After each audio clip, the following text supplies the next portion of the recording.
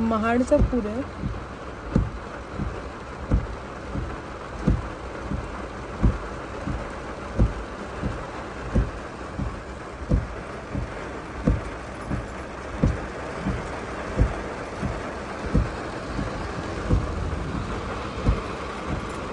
स्क्रूप्रमाणे घट्ट असावा लागतो.